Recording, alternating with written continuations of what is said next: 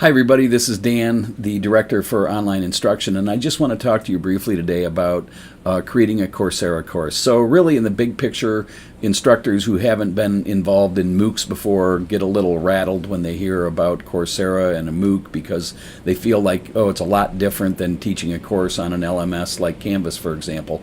And it is different in a sense because in most cases, a Coursera course or a MOOC course, an edX course, require a lot more production. Generally, the videos included in these courses are of higher production value, so you really need to plan on staffing and you really need to take more time in getting the course together than you would perhaps in an online course in an LMS. But for the most part, in a broad sense, the planning is the same.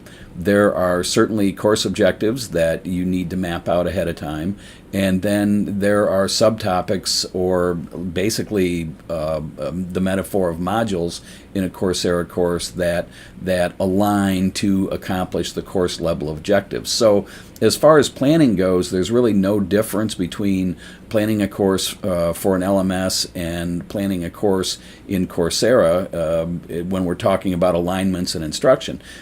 Perhaps the more important part of a Coursera course, though, is really planning for staffing and getting the team together. And I think the easiest way to look at this is by looking at three different groups of people, or at least two groups of people, and the instructor, the individual. So obviously it's the instructor's responsibility to recruit the team and to recruit a teaching staff, and that's an important point I'll spend a little bit of time on. But like with any other class, it's up to the instructor to create the syllabus, to create the content, to make sure that the syllabus and the content all add up to the course level learning objectives. And the instructor is also going to help manage the Coursera community, the students. And that's done through feedback and input into discussion boards. But it's also important that the instructor has a teaching staff that's involved in the planning process. And the teaching staff can often involve other instructors, perhaps from the same program. And graduate assistants are often used in Coursera classes because managing a Coursera class, especially considering it may run several times, the main instructor might not always be available. So if teaching staff is involved in the development of the course up front, someone else can sit in, or several people can sit in and help manage the student community, provide feedback, and provide help grading assessments, so on. So that's one of the most important aspects, is having a teaching staff involved.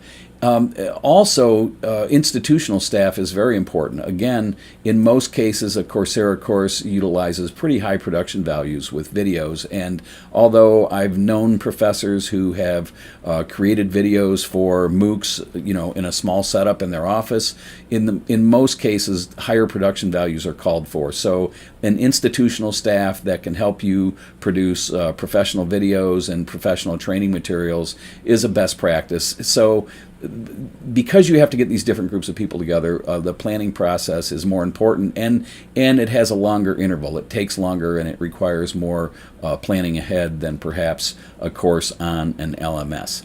So planning for production is important, and planning to get together a teaching staff that can take over for the instructor if the instructor is going to be gone for some period of time is one of the most important parts of a Coursera course, and one of the things that really separates the production process of a MOOC from that of an LMS.